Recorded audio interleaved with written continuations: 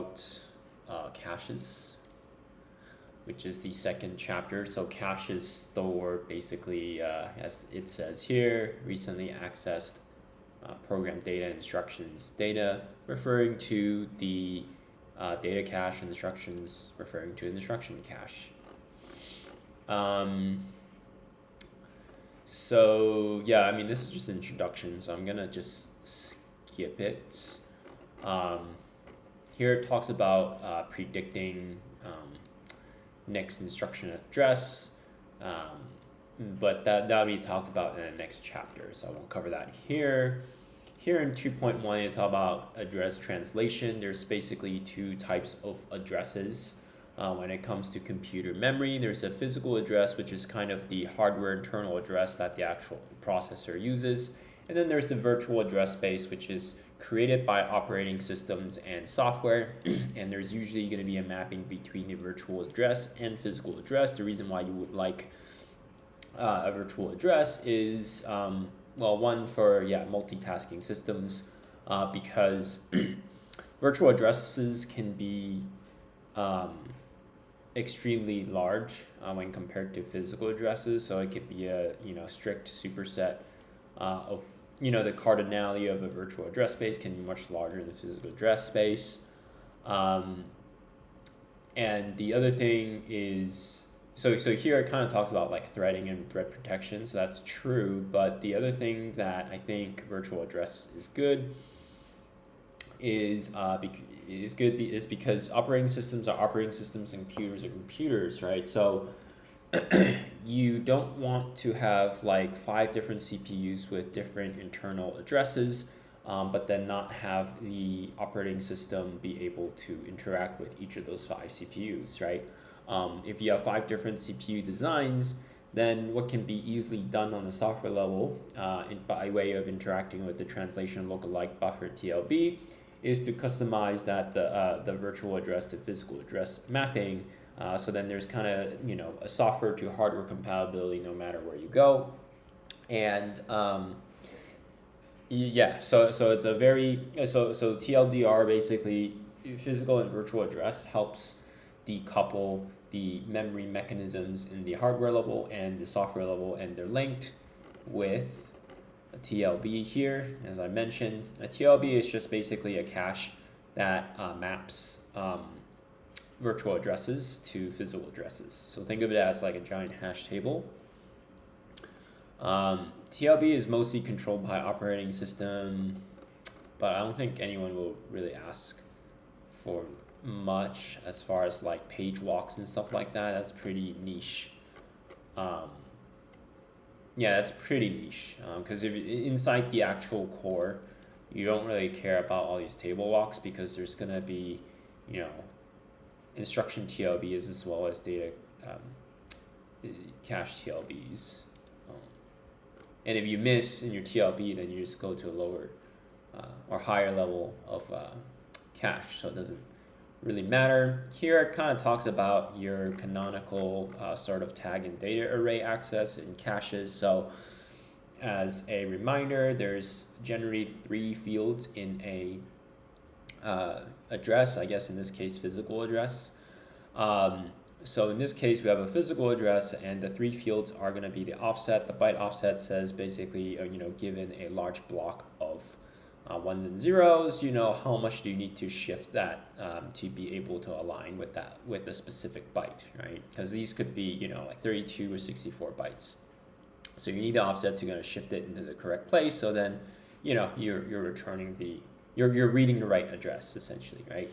The index basically says how much index says, hey, which set do I want to access? So for example, let's say there's 4,096 sets, then the index would be able to just index whatever row makes sense. And then so there's also, if you are familiar with caches, it's going to be n-way associative. So so if it's n-way associative, then let's say it's 8-way associative, then for every index you access, there's 8 possible ways that the tag can go inside, right? And of course you would write to your data and tag, arrays at the same time, and you write them via some, LRE or some other replacement mechanism. But then I guess when you read it, right, let's say index is, 100, then you're going to go ahead and read the 100th row, or I guess 101st row of your zero indexed of both the tag and data array. And then in the tag array, it's going to tell you which ways are valid. All the valid arrays are going to be pulled out and then compared with these XNORs. These XNORs are going to be compared to the final field of your address, which is going to be your tag. So when you have a tag match and that way is valid, let's say way 3 matches with this tag, it's going to go into this mux here and say, well, I actually want the data from way number 3. So then the data from way number 3 is going to be extracted over here, but it's a very large chunk, so it's going to be shifted with this liner based on this offset as previously discussed. Right, so way associativity. Why do we have it? So we want like 4 or 8 ways or something like that, or 2 ways, because we might want to be able to, like, for any given index, then be able to, like, let's say you have multiple addresses with the same index, you might want to be able to place it in the same index without overwriting each other. So that's kind of good, because then you have less misses, and less misses means less performance penalty, means a higher performance chip, right? Right. So then, of course, you can also, like, just not have any tag and then have the index take over, or if you want to think of it as like one tag and no index field, then you have like a direct mapped situation where all the bits that's not offset would just refer to the particular index you're trying to access, but then there's only one way, because then there's really no tag to disambiguate. But the problem with that is you're going to have a lot more misses because you probably can't take the entire address in this, like if you want this much area, you probably can't take the entire address. So yeah, like if you have only like way 0, then you're gonna alias on that particular index a lot more and then miss a lot more. So that kind of, like, this diagram really just describes how a cache works. And then here it kind of talks about how you can restructure this to be serial or parallel. The book recommends that in the data cache, you can be parallel, and then if you are in instruction cache, then you might want to go serial. And the reason for that is because, if you're in a data cache, then you can go serial because you care about throughput more than you do latency. But then if you're in the I cache, then you might want to do parallel as opposed to serial. And the reason for that is because you want to lower the latency on branch prediction. So here is a parallel pipeline of what's described above, and you will have 2 critical paths here.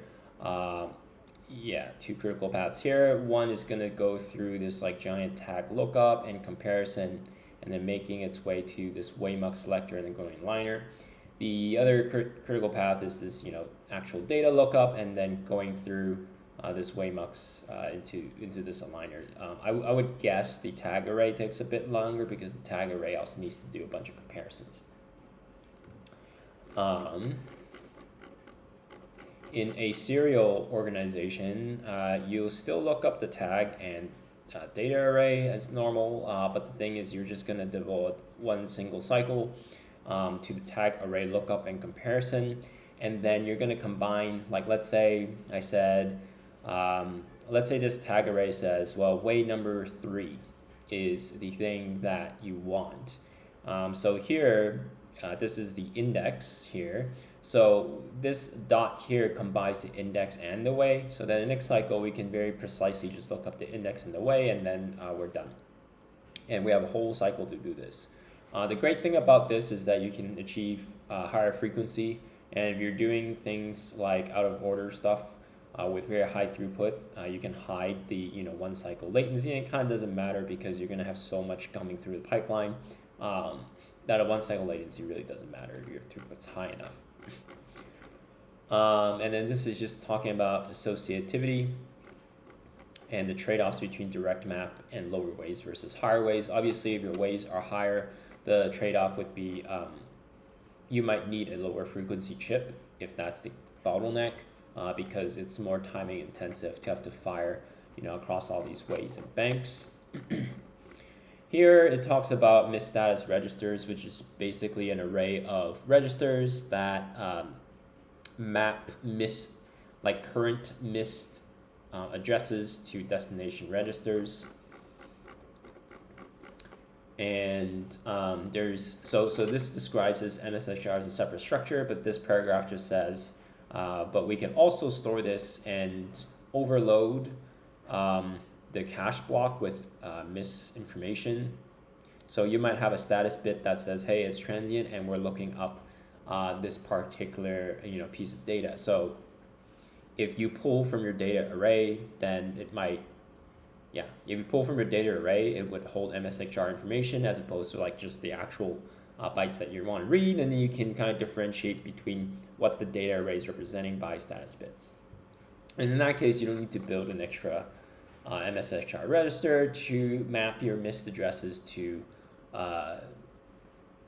destination registers and things like that, right? So then you don't need any more space here, but the trade-off is there's no real like area performance trade-off here. It just seems like there's some trade-off in terms of like overloading and maintenance, like code maintenance, because this is obviously if you overload stuff, things are more complicated. Multiport cache, it talks about like, well, how do you read and write to caches faster? So you can basically duplicate everything. So for example, you can, we can duplicate the data in tag arrays, and so here, and then also replicating all the lookup muxes. So just basically doubling everything, right? Like you have 2 address decoders for 2 tag arrays, and then 2 address decoders for 2 data arrays. And then so, obviously then you'd be able to read 2 pieces of data instead of 1 piece of data per cycle.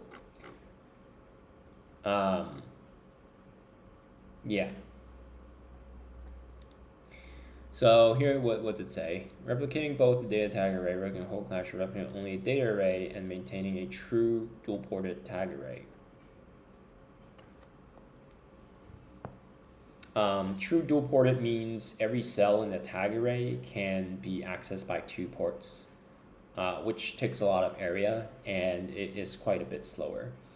So I guess here it's saying like, I'll dual port the tag array and then just replicate the data array. So then instead of like a 2-port data array, you have like 2 1-port data arrays, and then you can just read both at a time. Waste area. The downside of duplicating your data array is that you need to keep them synchronized. Virtual multiporting is double pumping, basically. So obviously, if you double your frequency going into a cache, you can read twice as much information. But this is kind of nasty because you need to do a lot of like clock domain crossings, and then the other thing is that if you're at like 3 gigahertz, how is your cache gonna survive at 6 gigahertz without melting or achieving fusion? So multi-banking is kind of how modern processors are done, and multi-banking just says basically you want to chop address ranges. So for example, there's a tag array here. You can chop this into like different address ranges, and each address range would have its own smaller address decoder. And then this way, if you have 2 read requests on different banks or write requests on different banks, they can in parallel just access different banks, and then they're still single ported but because you're separating the organization of the memory, then they can kind of act in parallel. Okay.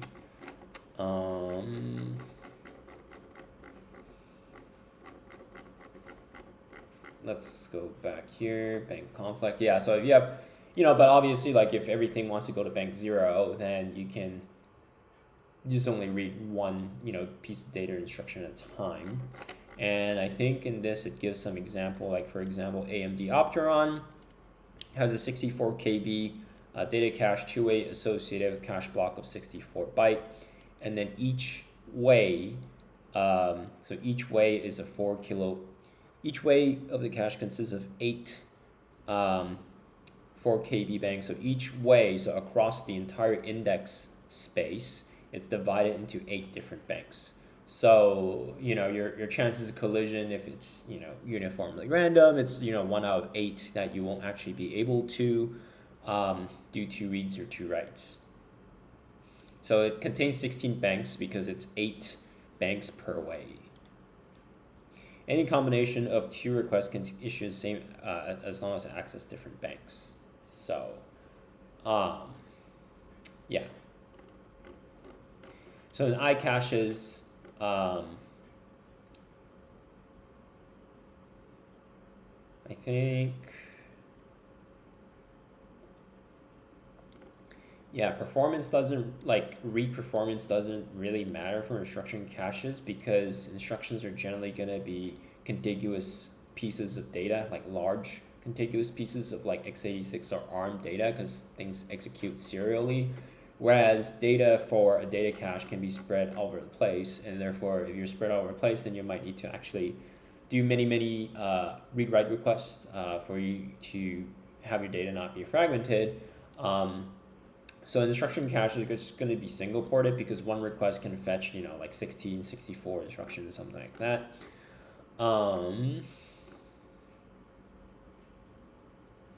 Oh yeah, so lockup free caches I think talked about here. It's just the concept of if I have a miss, do I just block forward progress? In data cache, obviously you can't do that because you can't have one instruction that's not dependent on anything else and nothing else that's dependent on it. If you want to fetch a piece of data for that and shove it into a register, you don't want everything to be waiting for that.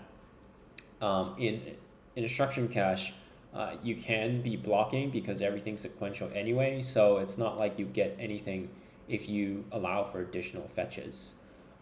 Like if your fetch is a miss, then then you don't actually have the requisite information to continue executing in your CPU.